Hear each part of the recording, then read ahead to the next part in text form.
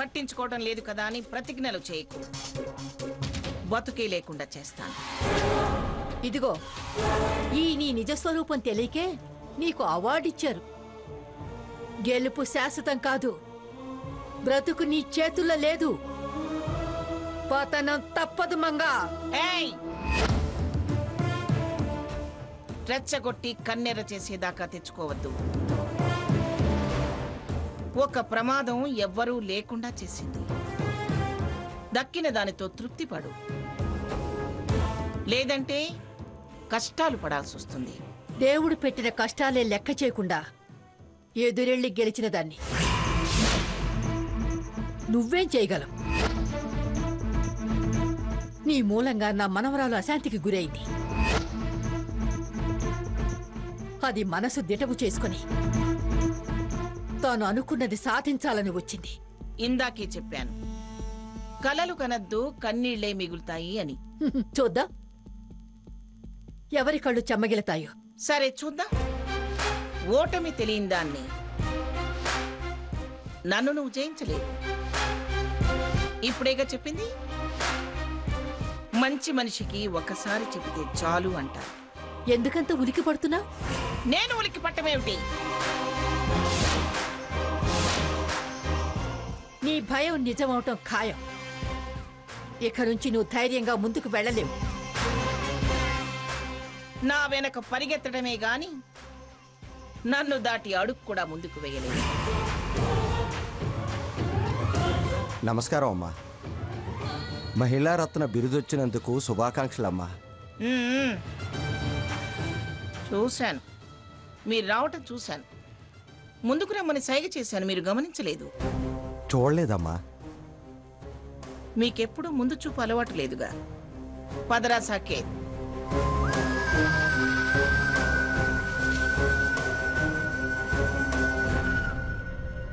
నాన్నా, అమ్మమ్మ గారు వెళ్ళిపోయారా? వెళుతున్నారమ్మా. అక్క, మీరు ఇంకా వెళ్ళలేదా? మా కారు స్టార్ట్ అవడం లేదే. అయ్యో, మరి ఇప్పుడు ఎలా? ఏమిటి, మీ కారు స్టార్ట్ అవట్లేదా? వెళ్ళేదారేగా, మా కారులో దింపుతాను పదండి. పర్వాలేదండి, మేము ఆటోకి వెళ్ళిపోతాం. అయ్యో భలేదానివే, ఆటోలో వెళ్ళడం ఎందుకు? పదండి, కారులో దింపుతాను. పదండి, రండి.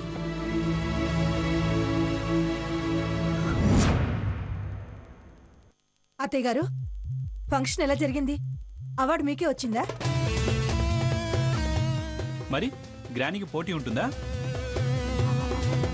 100 మంది భాగీరథులు వచ్చినా గ్రానీని గెలవగలరా?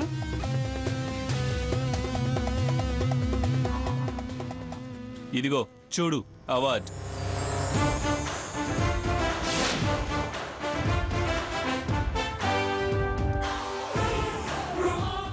ఇవాల్టి నుంచి అందరూ మహిళారత్నం శ్రీమతి పిఠాపురం మంగమ్మ గారు అంటారు. అవునవును,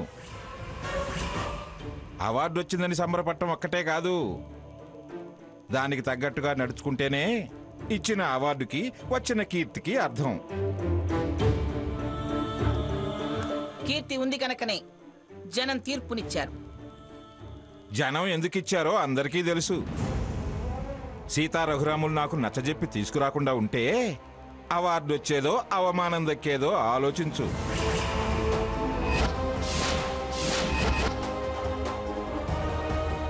వాళ్ళని ఇప్పటికీ శత్రువులాగానే చూస్తున్నావు. ఇప్పుడేమంటావు? ఏమిటనేది? దాన్ని ఏమన్నా లేండి కల్పించి చెప్పిందా?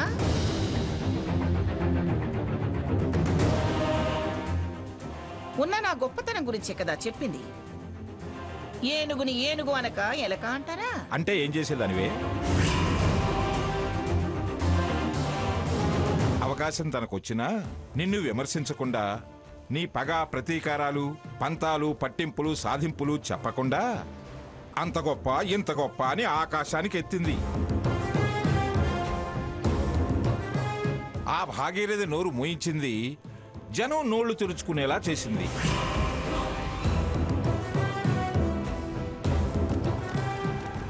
అన్ని సవాళ్లు విసిరిన ఆ భాగీరథే సీతను మెచ్చుకుంటూ అర్హత తను సంపాదించింది, అవార్డు నువ్వు ఇప్పించావు అంది.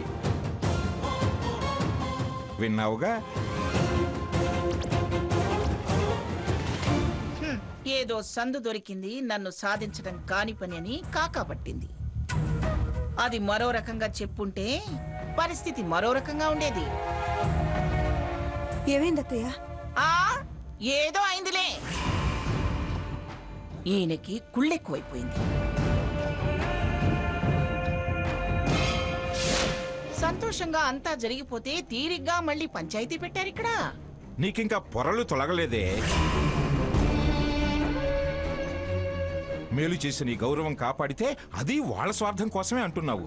లేకపోతే నా మీద ప్రేమ పొంగుకుని పొగిడిందా? చూడండి, అదేం మాట్లాడిందో దాని మాటల్లోని అర్థం తెలుసుకోలేని పిచ్చిదాన్ని కాదు నేను. తాతయ్య, ఎందుకు గ్రాండ్ని ఇరిటేట్ చేస్తావు? అది ఇరిటేట్ కాందెప్పుడు? ఏ సీత చాలా హెల్ప్ చేసింది అని అంటే దాని నోటి ముత్యాలేమన్నా రాలిపోతాయా?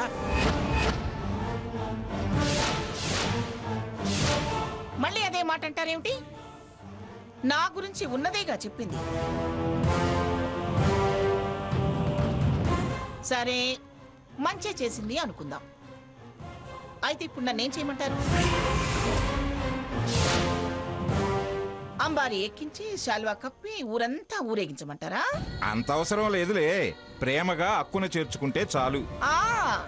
అసలు విషయం అది. దీనికోసం దాన్నంత పొగుడుతున్నారే గాని భార్య గెలుపును మీరు అంగీకరించట్లేదు. అదరా మీ తాతయ్య విషయం. ఎంతసేపు వాళ్ళకి దోచిపెడదామని, ఎలా నా చంకనెక్కిద్దామని ఆలోచన తప్ప మరొకటి లేదు పెద్ద మనిషికి. చచ్చా, నీ బుద్ధి తెలిసి కూడా అనవసరంగా నిన్ను సమర్థించి చాలా తప్పు చేసింది సీత. దానికి తగిన శాస్తి ఆ భగవంతుడే నీకు విధిస్తాడు. శాస్తి శిక్ష అంటూ మీరేం నాకు శాపాలు పెట్టనవసరం లేదు. ఆ దేవుడికి నా గురించి తెలుసు కాబట్టి నన్నెక్కడుంచాలో అక్కడుంచాడు. అలాగే ఎవరిని ఎక్కడుంచాలో అక్కడే ఉంచుతాడు. అయినా నాకు తెలియకడుగుతాను, జనమేమన్నా పిచ్చాడు అనుకుంటున్నారా? ఏవో ఆ పిల్ల 4 మాటలు చెప్పగానే వాటిని పట్టుకొని నన్ను గెలిపించారని మీరు అనుకుంటున్నారా? నా విలువ మీకు తెలియకపోవచ్చు, కానీ లక్షలాది మందికి తెలుసు. అందుకే నా కాబట్టి వచ్చేలా చేశారు. ఆవిడ చెప్పింది, సీత చెప్పింది కూడా ఇంట్లో సంగతుల గురించి, నీ తత్వం గురించే. అంతేగాని బయట నీ డాబు దర్పం డంబాచారం గురించి కాదు. అవి కూడా అందరికీ రావుగా. నాకుండాల్సిన సకల సౌభాగ్యాలు ఉన్నాయి కాబట్టే వాళ్ళు నాలో ఆ టీవీని చూడగలుగుతున్నారు. నేనేం పులితోలు కప్పుకున్న నక్కని కాదు, పులిని. సబాష్, లెస్సాని మన వీపు మనం చరుచుకుని మన దండకం మనం చదువుకోవటం కాదు. ఆ వీపు చరుచుకునే చెయ్యి గుండెల మీద పెట్టుకుని ఆత్మసాక్షిగా మాట్లాడు. ఏమిటి మీ నస? వెళ్ళండి వెళ్ళండి అవతలకి. ముందు వాళ్ళు ఇంకా రాలేదు, వాళ్ళ సంగతి తెలుసుకోండి. అవును అత్తయ్య, స్వర్ణ రాలేదే? బయలుదేరే టైంకి వాళ్ళ అక్కల అది కూడా బ్యాగ్ మర్చిపోయింది. అందుకే దాని అక్కని దాన్ని తీసుకురమ్మని చెప్పాను. హలో తాతయ్య. ఎరా రఘురాం, ఇంకా రాలేదే? కార్ రిపేర్ వచ్చింది తాతయ్య, చూస్తున్నా. మెకానిక్ కి ఫోన్ చేయిపోయావా? చిన్న ప్రాబ్లమే, అయిపోయింది. బయలుదేరుతున్నాం. సరే, త్వరగా రండి. ఏమైందట? కారు ప్రాబ్లం ఇచ్చిందంట. సరిపోయింది. అది అది వాళ్ళ జాతకం. పదరా భోంచేద్దాం. లక్ష్మి, వడ్డించు. తనెలా వడ్డిస్తుంది? తలనొప్పి మనిషి కదా. అయితే మీరు వడ్డించండి. ఇప్పటిదాకా చేసింది అదేగా. ఆ వడ్డన కడుపు నింపదు, మంట పుట్టిస్తుంది. అమ్మా, దిష్టి తీ ముందు గ్రానీకి. అలాగే.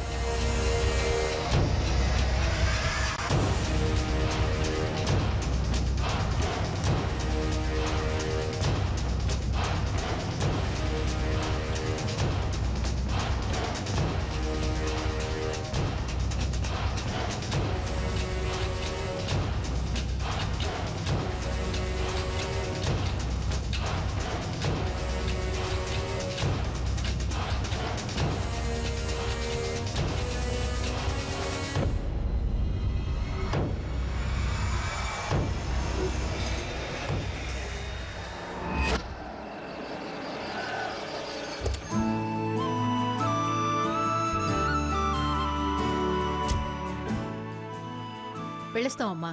థ్యాంక్స్ అండి. మళ్ళీ కలుద్దాం. వెళ్ళొస్తాం. పెద్దవారు మాలాంటి వాళ్ళింటికి మళ్ళీ మళ్ళీ రారు. పైగా గుమ్మం దాకా వచ్చి లోపలికి రాకుండా వెళ్తారా? లోపలికి రండి. తప్పదంటారా? రండి. రండి.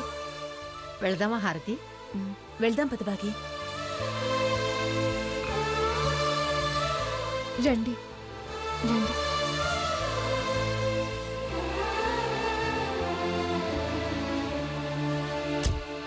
పదండి.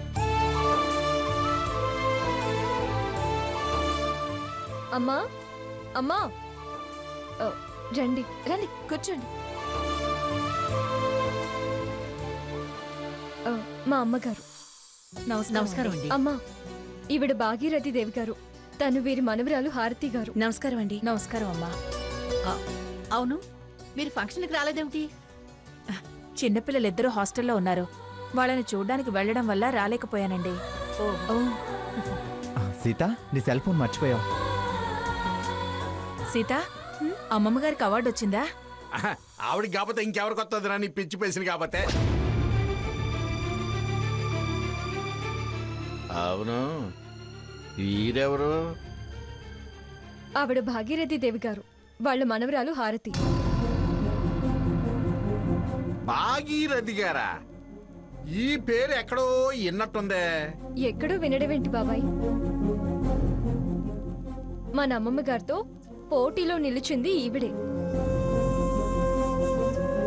ఓ అద్దది. అవును, నాకెంత మతి పరిపు వచ్చిందేంటి?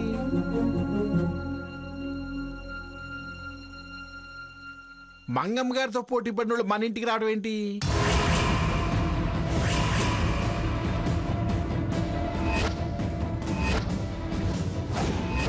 నాకెంత మతి పరిపు వచ్చిందేంటి?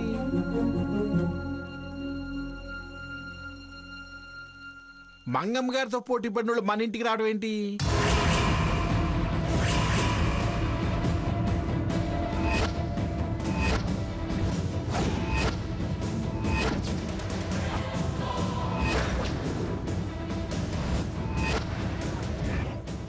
పోటీ పడితే శత్రువులా ఏంటి? యుద్ధం చేస్తారా?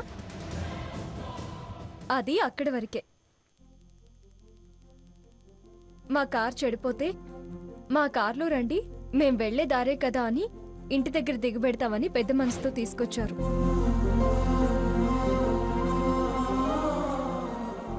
ఓ అట్టాగా, నాకు ఇవన్నేం తెలుసు.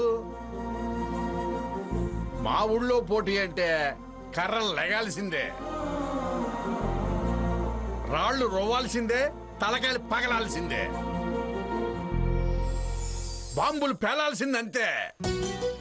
మీ మూర్ఖత్వాలే అందరికీ ఉంటాయా? అయ్యో, నిలబెట్టే మాట్లాడుతున్నాం. కూర్చోండి. పర్వాలేదమ్మా, ఇక మేము బయలుదేరుతామండి. అదేంటండి అప్పుడే వెళ్తానంటారు? కాసేపు కూర్చోండి.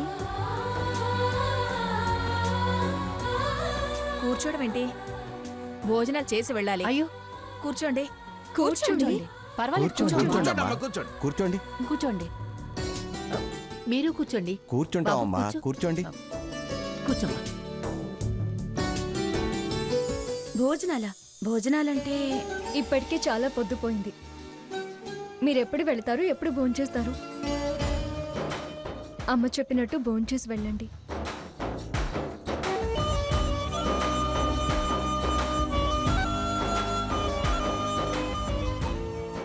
ఇప్పుడు ఎందుకండి మీకు శ్రమ? ఇందులో శ్రమే ఉందండి. మా అమ్మ పిన్ని చాలా రుచిగా వండుతారండి వంటలు. రుచుల కోసం కాకపోయినా మీరు చూపిస్తున్న ప్రేమ కోసమైనా భోంచేసి వెళ్ళాలనిపిస్తోంది. మీరు మాట్లాడుతూ ఉండండి, 10 నిమిషాల్లో భోజనాలు రెడీ చేస్తాను. ప్రత్యేకించి ఇప్పుడేం చేయొద్దు. ఉన్నదేదో అదే అడ్జస్ట్ అయిపోదామండి.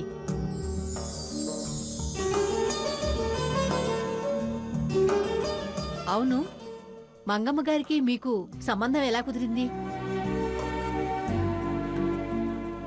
మా అమ్మాయిని ఏరి కోరి చేసుకోవడానికి వచ్చారండి. ఓ అలాగా. మధ్యతరగతి కుటుంబంలో ఉన్న మీ అమ్మాయిని కోరి రావటం చాలా ఆశ్చర్యంగా ఉంది. అదో పెద్ద కథలేండి.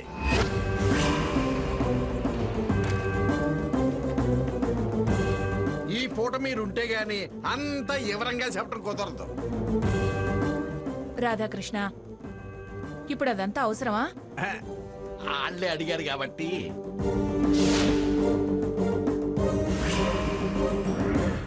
బాబాయ్, ఆడాల మేము మాట్లాడుకుంటున్నాం కదా, నువ్వెందుకు తల దురుస్తావు? సరే మీరే మాట్లాడుకోండి, నాకెందుకు వచ్చింది?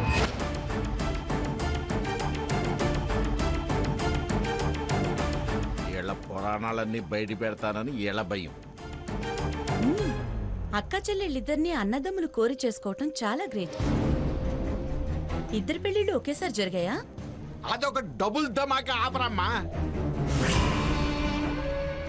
By one get one story లాంటిది. బాబాయ్ అది చెప్పొద్దా? అయితే చెప్పనులే, తెలియక నోరు తెరిచా.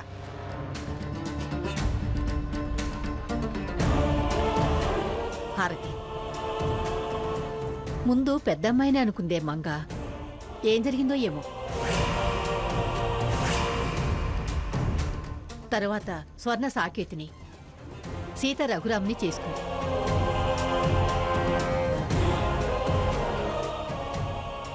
అసలు మొదట్లో ఈ రఘురాం మంగమ్మ మనవడని ఎవరికీ తెలియదు. రిసెప్షన్ పెట్టి జనానికి పరిచయం చేసింది. మీకు ఈ విషయాలన్నీ ఎలా తెలుసు? ముందు పెద్దమ్మాయిని అనుకుందే మంగ. ఏం జరిగిందో ఏమో. తరువాత స్వర్ణ సాకేతిని, సీత రఘురామ్ని చేసుకుంది.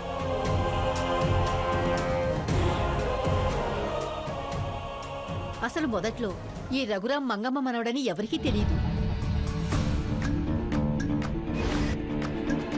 రిసెప్షన్ పెట్టి జనానికి పరిచయం చేసింది. మీకు ఈ విషయాలన్నీ ఎలా తెలుసు? రాష్ట్రం మొత్తం తెలిసింది. అప్పుడు ఈ పక్కనున్న బొబ్బిల్లోనే కదా నేనుంది. పైగా మంగా నా చిన్ననాటి స్నేహితురాలు కూడా. మీ స్నేహితురాలా? మరి ఫంక్షన్లో ఎందుకలా బిహేవ్ చేశారు? మీ మధ్య తేడాలు ఎందుకొచ్చాయి? మాట పట్టింపులు. ఆవిడ సంగతి మీకు తెలియందే ఉంది.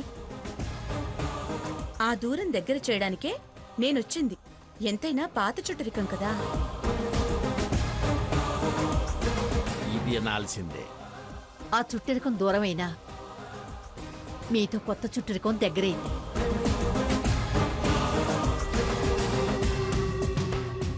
స్వర్ణ, నువ్వు కూడా రమ్మా. అసలే ఒట్టి మనిషివి కాదు కదా. ఏమిటమ్మా ఒట్టి మనిషివి కాదంటున్నా? ఏమైనా శుభవార్త? అవునండి, 5వ నెలండి.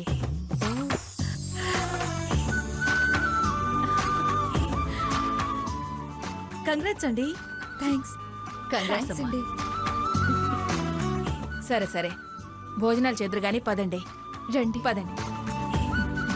పదన్నయ్య, రారా, తొందరరా, పెద్దోళ్ళు వెళ్తున్నారుగా.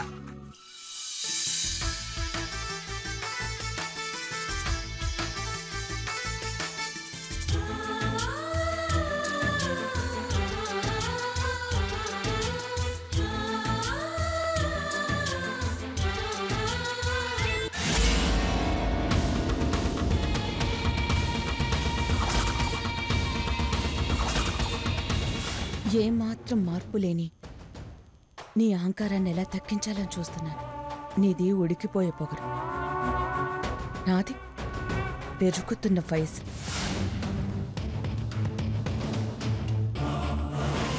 నీది అనుకున్నది ఏది నీది కాకుండా చేస్తాం. జస్ట్ మంత్స్లో అన్ని తలకిందులయ్యేలా చేస్తాం. నువ్వు కుర్చీలోంచి లేచి పరిగెట్టేలా చేయకపోతే నా పేరు భాగీరథి కాదు, నా మనవరాలి పేరు హారతి కాదు.